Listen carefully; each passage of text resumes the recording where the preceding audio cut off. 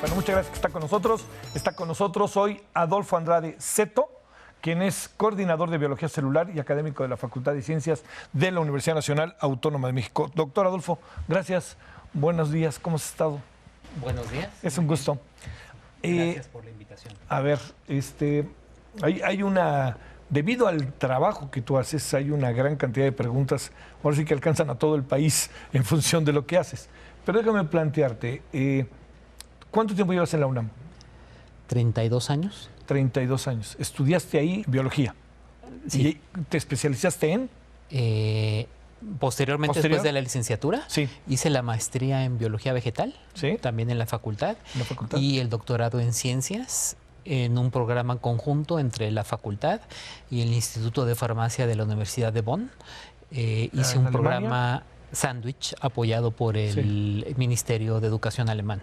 Pero me recibí en la facultad.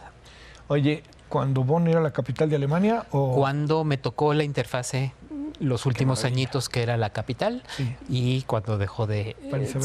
se transfirió a Berlín, exactamente. Oye, uno se pregunta respecto a personajes como tú, si desde que están muy chicos alcanzan ya a saber cuál era su vocación, ¿no? O si de chico no pensaba ser, pues no sé, centro delantero de los Pumas, o abogado, o ya sabes, o alguna cosa así, ¿me entiendes? Que no necesariamente tuviera con lo que al final fue tu destino. No, yo desde que me acuerdo siempre quise ser biólogo. ¿Qué fue lo que supones que te...? Desde niño. Pues la educación. En casa, pues mi papá es físico. Mira, de la UNAM. Entonces, de la UNAM, sí. Él estuvo muchos años en la Facultad de Ciencias y pues siempre me acuerdo de interactuar con él. Me compraba muchos libros de animales, plantas, porque me gustaban desde niño. Quizá de más pequeño no sabía que iba a ser biólogo, pero sabía que iba a estudiar algo de plantas o animales porque siempre me gustó, ¿no? Fui cambiando. Pensaba algún momento estudiar reptiles, cosas así, hasta que finalmente, bueno, lo que me llamó mucho la atención fue el aspecto farmacológico de las plantas medicinales. Sí. Oye, pero no me digas que eso ya en prepa estabas en ello. Prácticamente, pues en la prepa sí, porque... ¿En qué prepa estuviste? En el Simón Bolívar, en el Instituto Simón Bolívar. El que estaba ahí en Coyoacán, por ahí. En Popocatépetl. En Popocatépetl, sí. Ahí. Cuando estaba en la prepa hacía unas estancias de investigación en Centro Médico Nacional. Porque en el Hospital de Cardiología tenía una tía, que en paz descanse, que trabajaba ahí, y ella me dio la oportunidad de ir a cardiología y trabajaba ahí con el doctor García Rubí. Sí. Y me interesaba mucho la cuestión de pacientes y ahí es donde me di cuenta que yo paramédico no... Tú eras investigador. Exactamente, no era mi vocación. En tu casa no dijeron nada cuando dijiste voy a ser biólogo, ¿no? Te dijeron, claro, bienvenido, ¿no? ¿O qué? Sí, no, bueno, siempre ha habido como alguna... Los físicos siempre ven a los biólogos como menos científicos, ¿no? Es cosa de ver Big Bang Theory, ¿no? Exacto. O sea, como Sheldon le da con todo a los que no son físicos. Pero en realidad, pues no hubo mayor problema. No hubo mayor problema. Sí. ¿Cuál fue tu tesis de licenciatura? Continuando con la historia, mi bisabuela era curandera en su pueblo, en San Jerónimo, Xonacahuacan, Estado de México, y ella heredó parte del conocimiento de medicina tradicional a mi abuela, nada más que mi abuela se vino muy joven a la Ciudad de México. Entonces mi tesis de licenciatura fue rescatar el conocimiento tradicional. Oye, qué maravilla. Que tenía todavía pues los ancianos que quedaban en ese tiempo. Yo hice la tesis en el 86. Pues documentar antes de que murieran todo lo que quedaba en el entorno, ¿no? De lo que había sido mi bisabuela, que fue la partera y curandera, y lo que heredó un poco a mis tías abuelas y a mi abuela misma. Todos estos procesos que tú conociste están muy lejos de esta medicina o de este desarrollo de lo que somos ahora, o estos curanderos tenían mucha claridad de lo que tenían que hacer y no están nada lejos del gran desarrollo que hubo, por ejemplo, con la medicina. O sea, la respuesta es por miles de años, Sí. no te digo cientos, miles, o sea, piensa desde que la humanidad evolucionó, estamos hablando de 50 millones de años. No había más que hierbas y curanderos, Sí. hasta 1860 quizá que la medicina empieza a entrar en una etapa más científica, empieza a haber síntesis química y entonces tenemos los fármacos que disponemos ahora. Entonces, por miles de años no hubo más que curanderos Sí. y con hierbas, ¿no? Las farmacopeas eran de plantas. La medicina pues se separa y empieza a hacerse pues más académica, pero definitivamente las enfermedades comunes pues pueden ser abordadas desde el punto de vista de la medicina tradicional. No estoy a favor ni en contra, ¿no? No, yo pienso que una no se contrapone con otra, son complementarias y bueno, afortunadamente la medicina ha avanzado mucho y hay cosas que Sí. pues no se podrían tratar de Oye, manera tradicional. ¿qué experiencia de vida para ti ha de haber sido regresar a tu abuela, ¿no? O a Sí, tu- bueno, a tu- siempre a tu viví, pasado, ¿no? siempre viví muy pegado con mi abuela, entonces, pues desde niño siempre eran tés y cosas así para curarnos. Entonces, pues Y bueno, sí curaban. pues te sentías mejor, ¿no? Sí, claro. Oye, la tesis de maestría, La tesis de maestría la hice en diabetes ya, en plantas Ya en diabetes. útiles, sí, para curar diabetes en una comunidad del estado de Guerrero. sí. Y esto que hiciste con, a la par de la Universidad de Bonn, Eso fue el doctorado. ¿Qué fue? Entonces ahí lo que hice ya fue seleccionar 2 plantas, las más importantes de la maestría.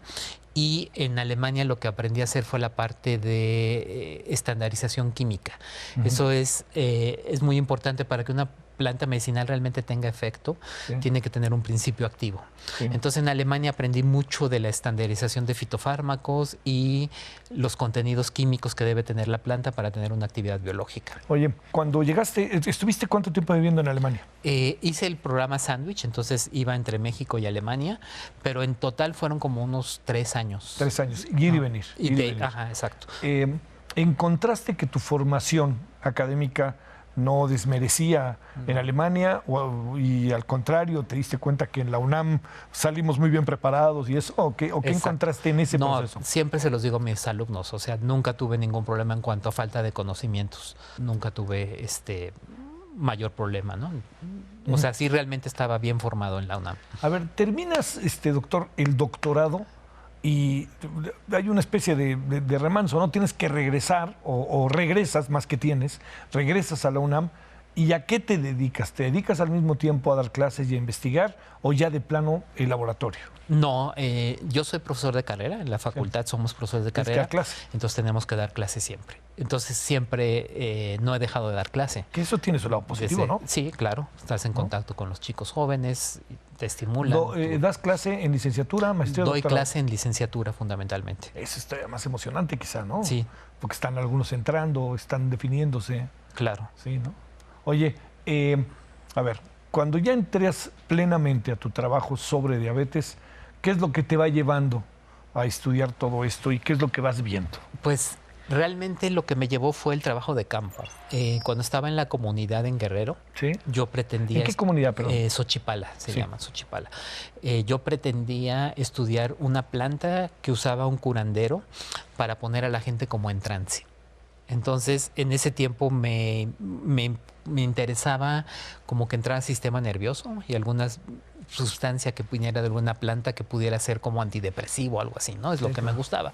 Pero este curandero, que es el único que usaba la planta, que hacía todo un rito para colectarla, tuvo problemas y entonces tuvo que huir de la comunidad y pues ya, no era el único que trabajaba con adiós tesis.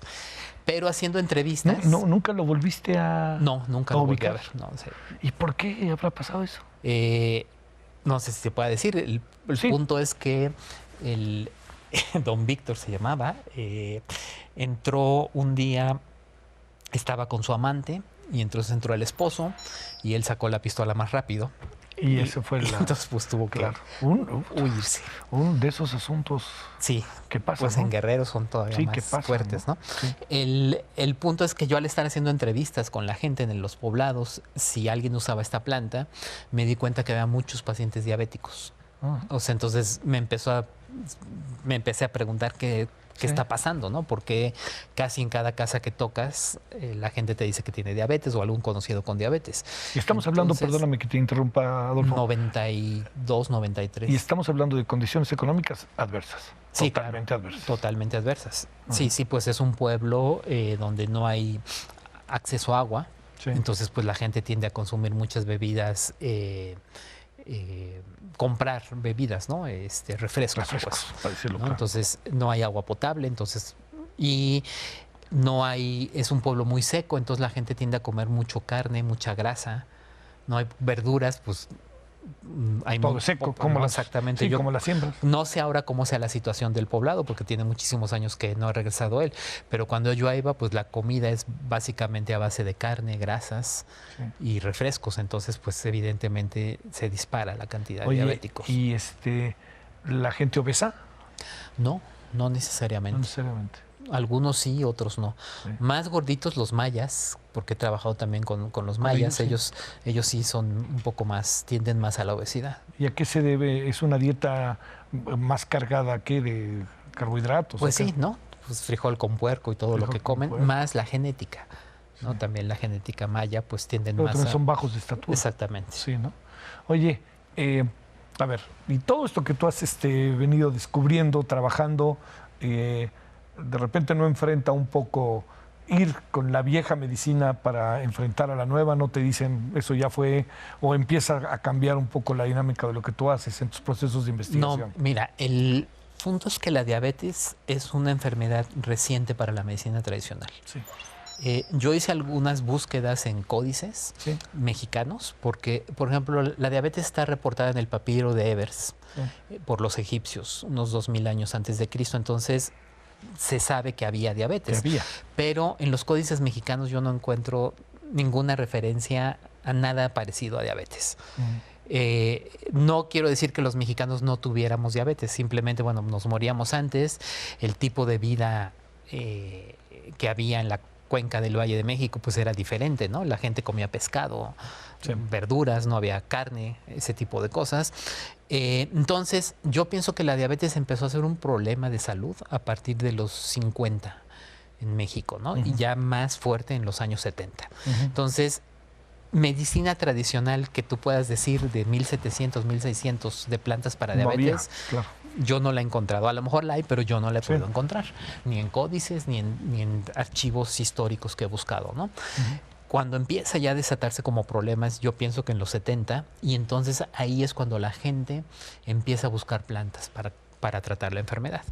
Entonces estamos ahorita en un proceso, yo digo en una interfase, en que la gente está empezando busca plantas y entonces tenemos una gran riqueza de plantas que se están usando para diabetes, que no necesariamente funcionan, pero la gente en su desesperación por curarse, pues hace uso de medicina tradicional. ¿Cómo definimos la enfermedad de la diabetes? ¿Qué le pasa al cuerpo humano?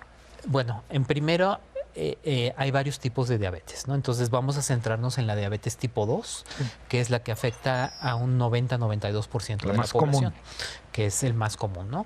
En este tipo de diabetes, el páncreas, que es la glándula encargada de secretar insulina, vamos a empezar para hacerlo más sencillo. Más básico. Necesitamos glucosa, que es azúcar, para funcionar. Sin azúcar no se mueven los músculos, no se mueve el cerebro, no se mueve nada. Entonces, la glucosa la obtenemos a través de los alimentos. Entonces, para que la glucosa pueda ser procesada en ciertos tejidos, que son el tejido muscular, el tejido adiposo y el hígado, la glucosa necesita una hormona que le ayude a entrar a este tipo de células, que es la insulina. El páncreas es el órgano encargado de producir insulina. Entonces, en la diabetes tipo 2 hay una combinación, una cuestión que llamamos resistencia a la insulina, que es cuando la insulina no señaliza bien en estas células que te comenté, que es tejido adiposo, músculo e hígado, y como consecuencia, el páncreas deja de producir insulina. No sabemos bien, como podemos hacer la analogía, que fue primero el huevo o la gallina, aunque yo como biólogo sé que primero fue el huevo, pero Hay pacientes que primero presentan resistencia a la insulina y luego falla en la secreción, y hay pacientes que tienen falla en la secreción y concomitantemente es resistencia a la insulina. Entonces, finalmente, para ser diabético tipo 2 necesitas una combinación de los dos fenómenos, ¿no? Una falla en la secreción de insulina y una resistencia a la insulina. ¿Qué le pasa al cuerpo entonces?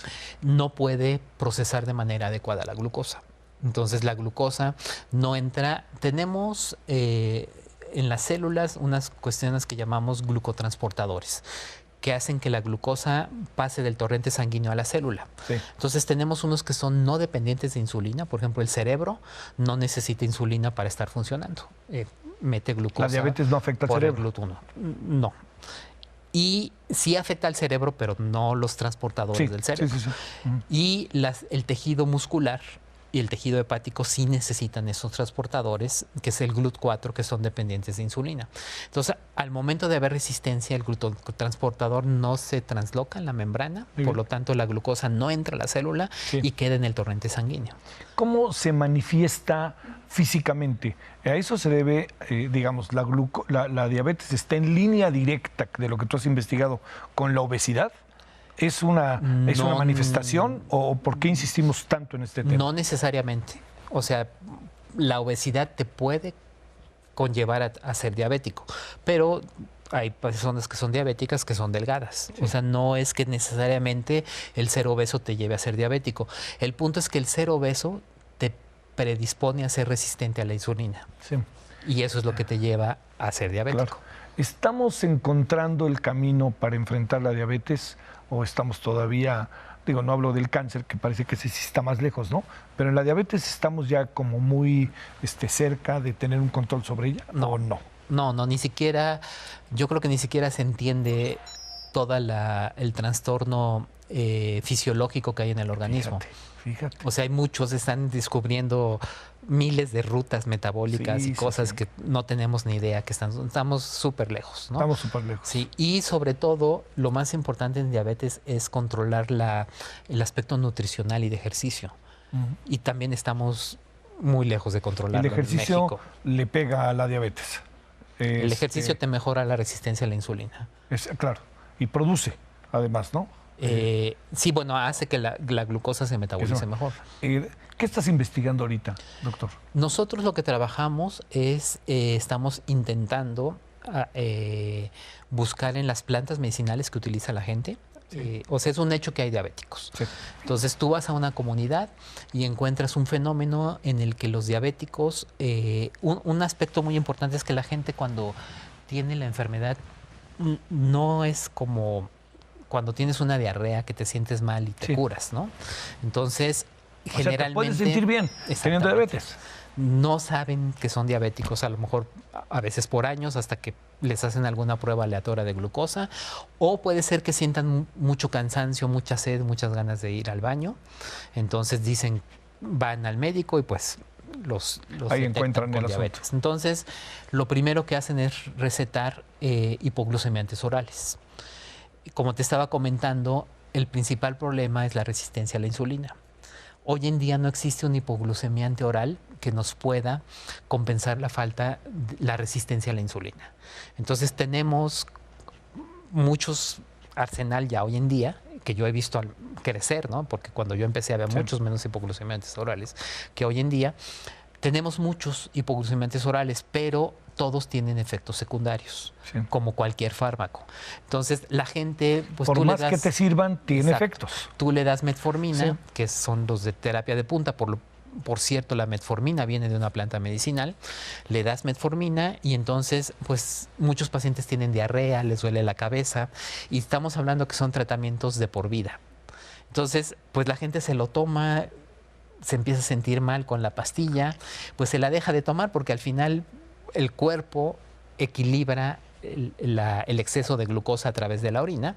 Entonces, pues la gente dice, no, pues no me siento mal, ¿para qué me tomo la pastilla? Tú le mides la glucosa y la trae en 300. Pero él no tiene conciencia. Dice, yo estoy bien, ¿no? Entonces, me vale, la pastilla me cae súper mal, entonces voy a buscar otras alternativas para tratamiento. Y por tradición, pues lo que hace es empezar a buscar plantas.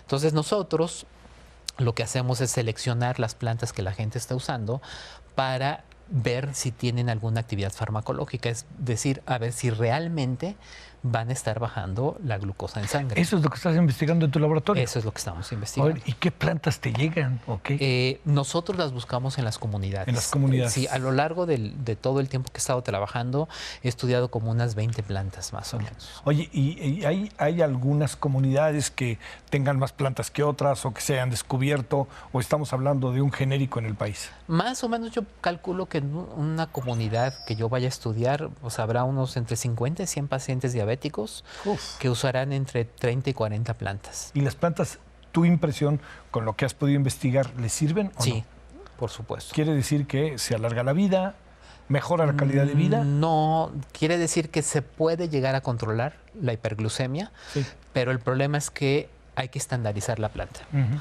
Si me permites, te voy a poner un ejemplo drástico.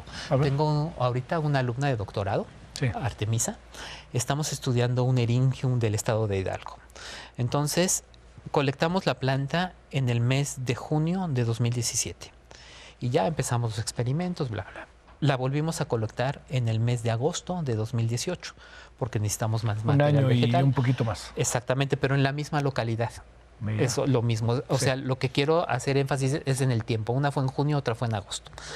De años diferentes. De años diferentes. La planta de junio funciona perfecto. La planta de agosto tiene cero efecto hipoglucemiante. Entonces, bueno, pasamos a la parte química. La composición química cambió en un mes y medio. ¡Wow! Totalmente. O sea, de tal forma que los productos que pueden estar dando el efecto hipoglucemiante se descompusieron y la planta ya no tiene actividad.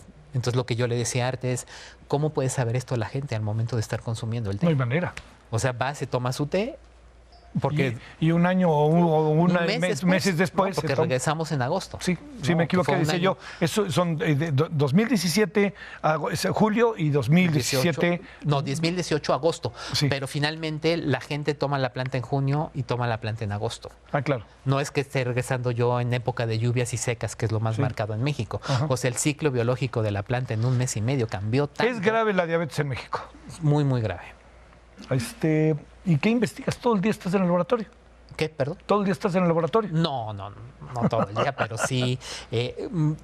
Fundamentalmente ya la parte más de investigación la hacen las personas que están conmigo, ¿no? Tanto los alumnos de doctorado como los otros académicos que están conmigo en el Y laboratorio. sí se ven avances. Sí, claro que estamos Oye, avanzando. regresar a estas comunidades ha de ser algo maravilloso para ti, ¿no? Sí, me gusta mucho el Claro. trabajo en comunidad. Y ahí van los estudiantes. También, claro.